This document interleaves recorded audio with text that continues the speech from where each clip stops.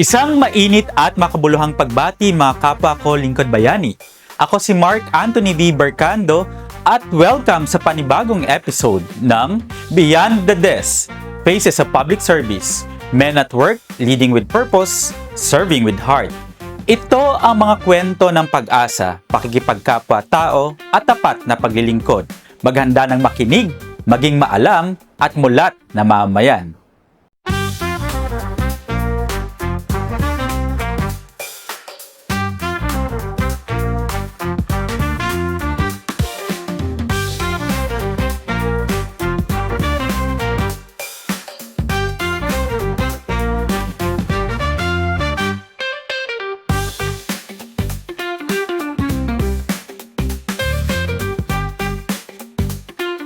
Sa likod ng bawat maunlad na lungsod ay may mga lingkod bayan na lagit-laging nagsisikap upang matiyak na ang serbisyo ng pamahalaan ay tunay na umaabot sa mamamayan.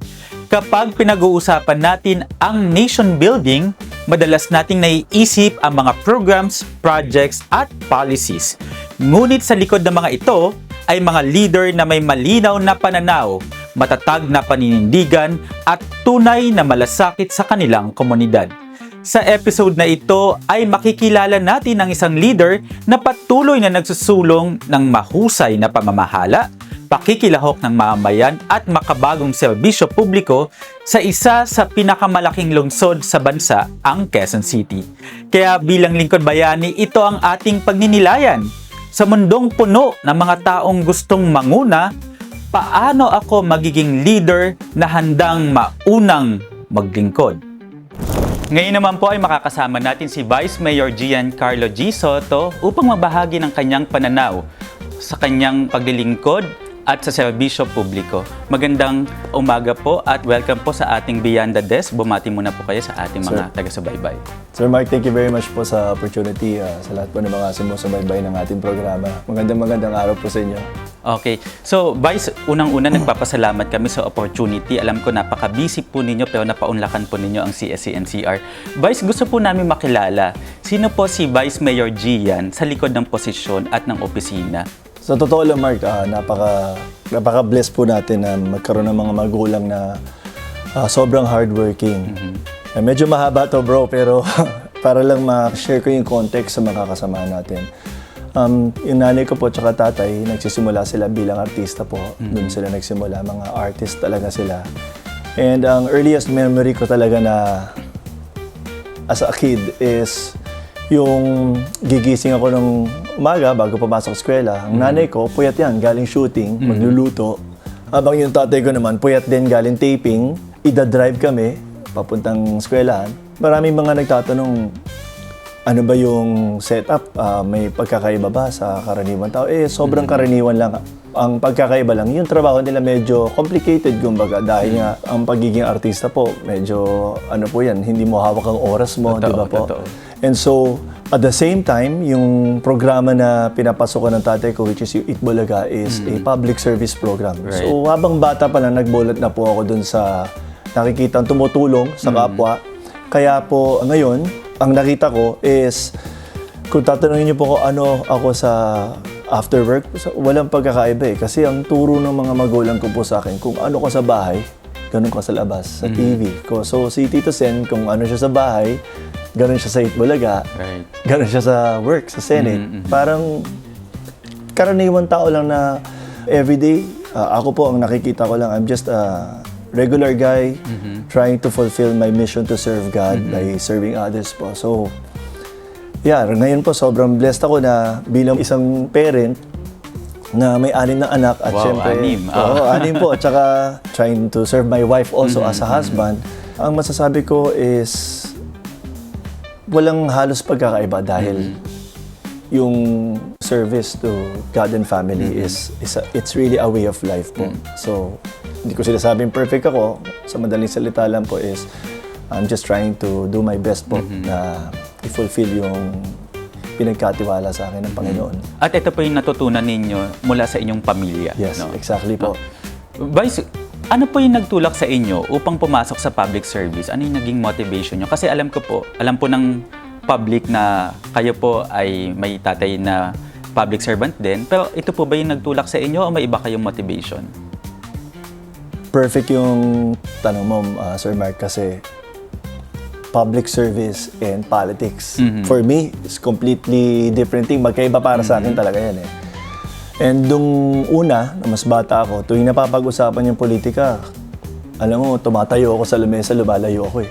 Kasi ayaw ko yung usapan ng politika. But then, nung time na dumaan po ako sa turning point sa buhay ko eh, na at first po kasi, kahit na blessed ako na nakikita ko yung mga magulang ko nagtatrabaho para sa pamilya, tumutulong, meron pong part ng buhay ko na naging puro sarili lang po iniisip ko. So, to the point na right before a door opened for public service, God changed my heart and changed the way I am. Dahil nakita ko na mali pala yung sarili lang iniisip mo, yung self-love, self-care, self-glorification, self-satisfaction, lahat self. Parang nangyayari po, centered, no? Oo, magiging self-centered, self-serving, ang ending po self-destruction. And so, nung dumating po yung time na I committed my life to serving God as a follower of Christ, nag-open po yung door na yun, and ang naging prayer ko po at that time is, okay Lord, if this is where you want to use me to serve you, then I will serve you. Kasi ayaw ko talaga ng politics. Pero pag pag-uusapan yung public service, or rather service, it is my desire of my heart to serve God. So, yun po yung nagtulak at naging motivation sa akin. At first ka, hesitant ako dahil iniisip ko, teka, kung kailan ako naging follower mo, ba't ako papasok dyan? Madumi yung mundong yan, di ba? Right. But then, the word that came to me is, be the salt and the light. So, I'm trying to do my best to be the salt and light po. So, in a way, it's a form of paying back to the Lord. Bakit kayo nagsisilbi sa bayan? Tama po ba? I wouldn't say paying back because we can never pay back Right. God, di ba? Everything, lahat ng gagawin natin kulang. It's more of because we want to try to share what God has done sa buhay natin. Kumbaga, yun po yung nakikita ko. And dito sa trabaho ng public service, ang naging mission po namin is to change lives, do our best to change the lives of the people that we serve, one family at a time. At ilang taon na po kayo sa public service? Mula So, na magsimula kayo hanggang ngayon? Sir Mark, nag-start po ako ng 2010 Okay. bilang konsehal po. So that's 16... Yeah, almost 16 years. 16, mag-18 to 20 years na. And, yeah, I mean, depende sa Diyos, di ba po? Pero, yeah, 16 years, going 18 dahil last term ko na po bilang Vice Mayor. Pero before that po, sinasama na po ako ng tatay ko sa trabaho niya. Sumasama ako sa Itbulaga, sumasama ako sa kanya nung Vice Mayor siya. And then kapag meron po siya mga engagements na hindi niya mapuntahan, ako na po yung pinapapunta dati. Representative. Kahit bata Okay. pa lang po. So, Vice, itong Quezon City medyo malaking lungsod talaga no, sa Pilipinas. Opo. Curious po kami, ano po ba yung mga programs and projects na ginagawa nyo dito na talagang sa tingin nyo ay impactful o napakalaking tulong sa mga mamayan ng Quezon City? Nung consular po ako, sa 3rd District ng Quezon City, yung area of work namin is legislative dahil member ka ng council. Napakaliit lang ng sineserve namin na nare-represent a district. But then, doon pa lang nakita ko na wow, 3.2, almost 3.2 million yung population. Malaki So pagpasok talaga, ng oo. Vice Mayor po, starting from the ground, na-realize ko po na one of the main issues is poverty. And ako naniniwala, the only way to combat poverty is through good governance.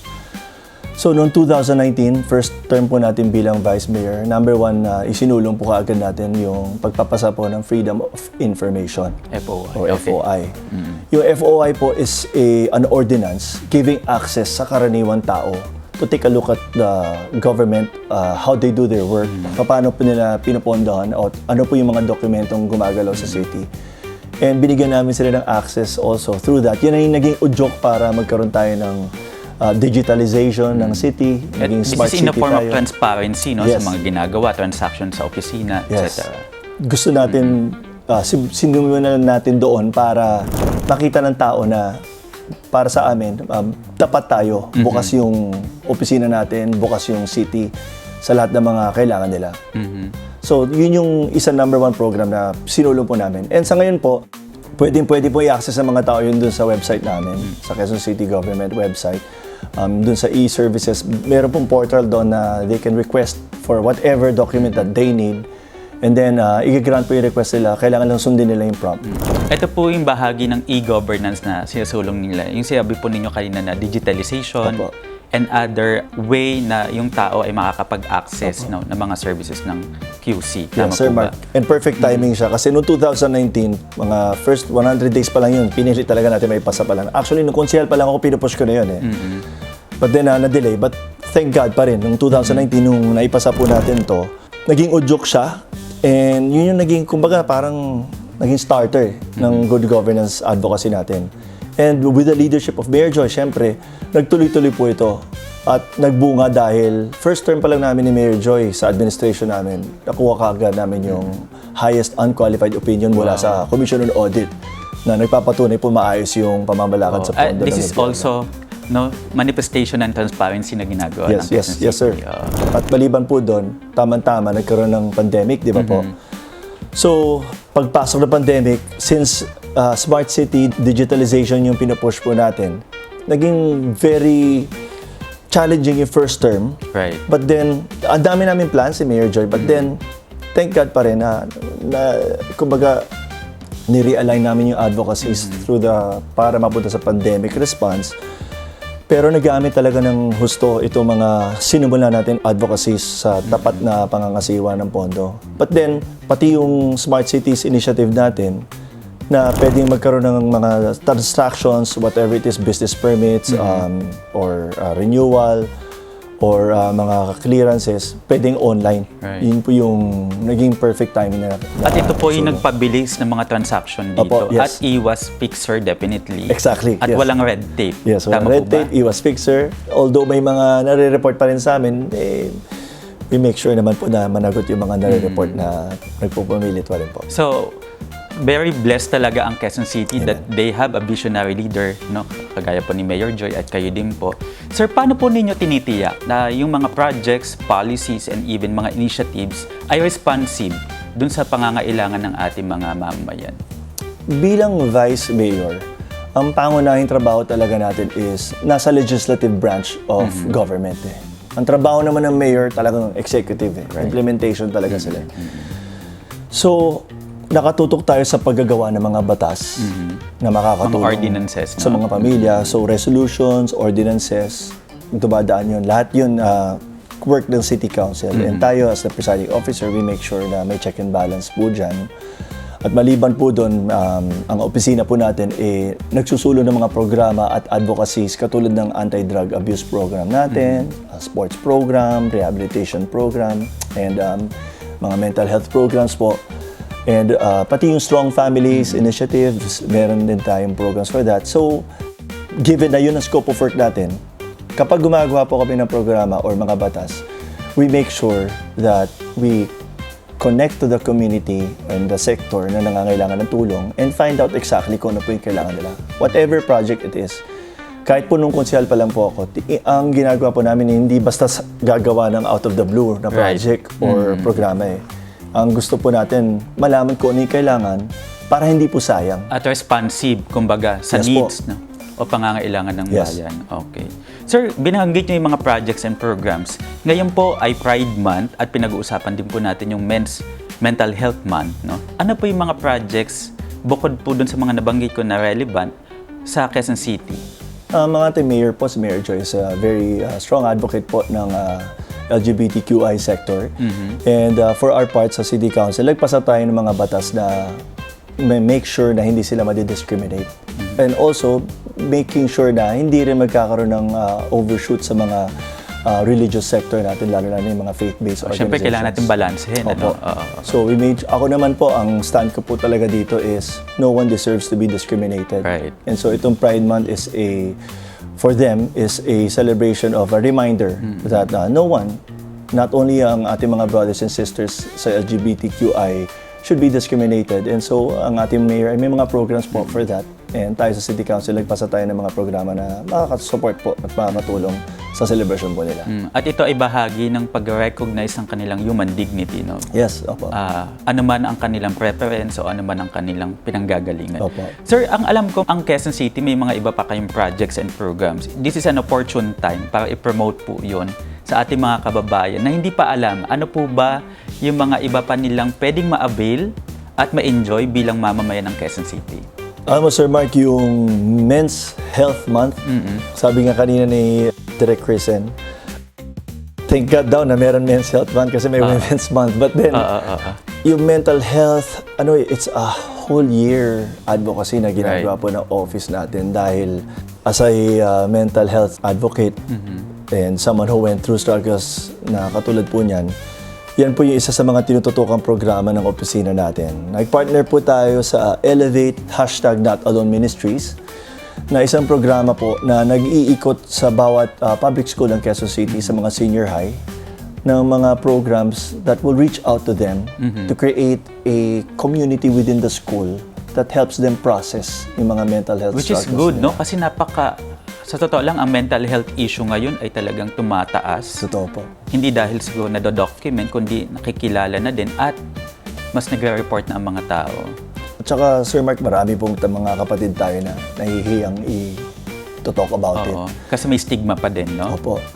May mga kapatid tayo na hindi komportable and then magugulat na lang tayo. Meron palang pinagdadaanan. And so tayo sa opisina natin, we make sure that we raise awareness through the programs na iniikot po natin sa bawat eskwela, bawat barangay.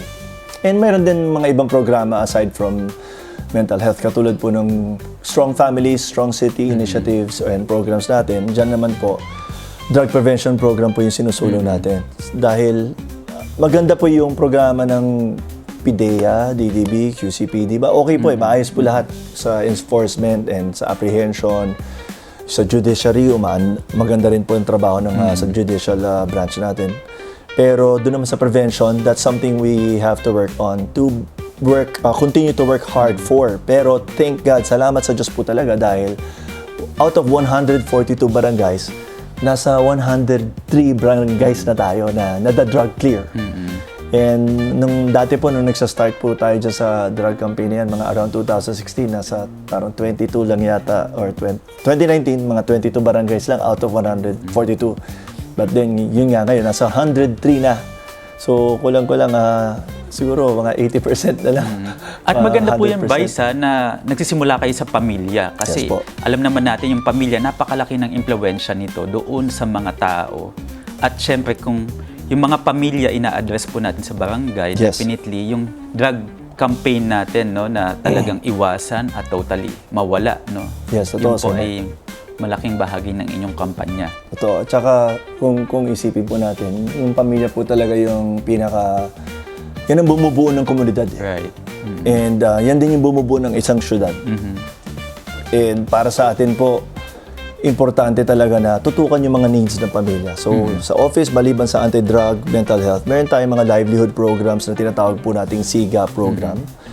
Since counselor pa po ako, pinapush na po namin yan. Naging priority program po natin. And ngayon po na naging, praise God, we were given the opportunity to represent as the Vice Mayor. Nakapagsulong po tayo ng mga batas para ma-institutionalize yung program na to. Bigyan access ng livelihood ang ating mga kapatid na nagsastruggle pa rin po na magsimula ng negosyo, mga pamilya. Very simple lang yung advocacy natin eh. It's never to promote ourselves. Tayo sa office po natin, never po kami naglalagay ng mga pangalan sa mga pinapagawa o binibigay sa mga natulong. Never din kami nagpapapress ko o ano. Right. Talagang para sa akin kasi since clear yung purpose natin to serve God by serving others. Right. It doesn't matter kung malaman ng lahat kung kanino galing yung tulong. Para sa akin, importante na tulungan yung tao, di ba? So, kung meron dapat ma-promote, it's not me, it's not my last name. It's the people that needs to be promoted. Yung mga pamilyang pinaglilingkuran natin, yung quality of life nila ang dapat may promote, di ba, Sir Mark? So, yun yung naging mga pinupush natin programs. Pagmumulat talaga sa taong bayan na nasa kanila yung pag-asa. Wala sa kung sino man ang nakaupo. Yeah. At kayo po ay mukhang nanggagaling na sa advokasya, no? Hindi lang dahil gusto niyo lang mag-implement for the sake of, Yes. implementing it, but Opo. it becomes now an advocacy, Yes, Sir Mark. no, which is the highest form to really promote the programs because we are really after, no, ano ba yung magiging impact nito sa tao. Totoo po. Vice, sa Beyond the Desk kasi, gusto namin talaga ipakilala yung tao sa likod ng opisina. Yes po. After po ng inyong trabaho, paano po kayo nagre-relax at the same time? At least, mabalance mo man lang ninyo yung inyong trabaho at inyong sabi nating self-care. Gusto mo malaman yung sekreto ko? Oo nga, kasi parang ang bata nyo pa sa edad ninyo. Hindi, ang sekreto ko, ito tip ko lang kung mong kikwento kahit kanino. Oo. Maging isip bata ka lang. Okay. But kidding aside, yung pamparelax for me, alam mo, totoo yung sinabi mo eh. Kasi minsan talaga sa work natin, di ba? I mean, kayo nasa public service din kayo, di ba? So, very challenging na magharap ng oras para mag-relax. Pero, importante po kasi yung oras para sa pamilya. And para sa akin, doon po ako humuhugot ng lakas eh, sa pamilya talaga. That's your support system, kumbaga. Opo eh. Kaya para sa akin, pag wala akong trabaho, I'm with my family po. Kahit kunyari sa trabaho sa film industry, yun talaga yung yung pampa-recharge sa'yo eh. It's the time spent with your family. So, quality time with the family. Opo. Napakalang... Kahit napakasimpleng oras na nagluluto kasi kumakain sila or kumakain kayo dinner time. Alam mo ba, hindi ko nakwento kanina, si Tito Sen, nung wala pa akong anak, doon kami nakatira, ang goal niya palagi, every single day, dinner time nasa bahay siya. Okay. Kahit ano mangyayari, dinner time nasa bahay So, siya. it's the quality time with the family. With the family. kumbaga. And nung una, hindi ko maintindihan eh. Ngayon nung nagkaroon ako pamilya, doon ko na naintindihan na napaka-importante pala. Kasi, kung tutuusin, and I'm sure alam mo to, Sir Mark, para reminder lang po sa mga sumusunod po sa programa ninyo, lalo na sa mga pamilya natin sa CSC, yung kung tutuusin, ang oras talaga is something that's more valuable than money. Right. Dahil yung pera, pag ginastos mo, Ubus na. ubos na, makakuha kang pera. Hanap ka trabaho, or kapag meron kang negosyo, makakapera. Kung mangutang ka, magkakapera ka ulit eh. Pero yung oras, kapag binigay mo, hindi mo na pwedeng bawiin yun eh. Diba? Halimbawa, Kahit ito... gaano pa kalaking halaga yung hawak ninyo. no? Yes. Halimbawa, yung oras mo para sa pamilya mo, hindi mo maibabalik yung oras na in-spend mo away from them. Right. So, ganun po yung nakikita kong pananaw. Pati yung oras sa mga kaibigan, oras sa mga tao. Kaya po, importante para sa akin na to build relationships, not only with your family, but in every community po talaga. Kung gusto talaga nating maging effective yung trabaho natin as servants or sa work ng public service, dapat mas mahalaga yung relationship kaysa sa pera eh. You need to treat each community as family. Di ba? Parang kung ano yung gusto mong future para sa pamilya mo, yun din dapat ang gusto mong future para sa kanila. Talagang yung family orientation niya lumalabas. That's kahit why sa public we are, service, ano? that's why po, yun ang advocacy natin, to strengthen families po. Vice, madami pong kabataan at even mga employees ng ating pamahalaan na nanonood ngayon. Ano po yung inyong mapapayo? Una, para sa ating mga kabataan na susunod na magsisilbi sa ating bayan at doon sa ating mga kasamahan sa public service. Okay. Lahat tayo may mga pangarap, di ba po? And Sir Mark, pangarap natin, one day, maging first world nation ang bansa natin, di ba po? Kung tutusin natin, ang bansa natin, yan ang nilalapitan para bigyan ng tulong. Kunyari, mahihingi ng tulong from Korea, mga other Asian countries sumalapit sa Pilipinas para tulungan sila.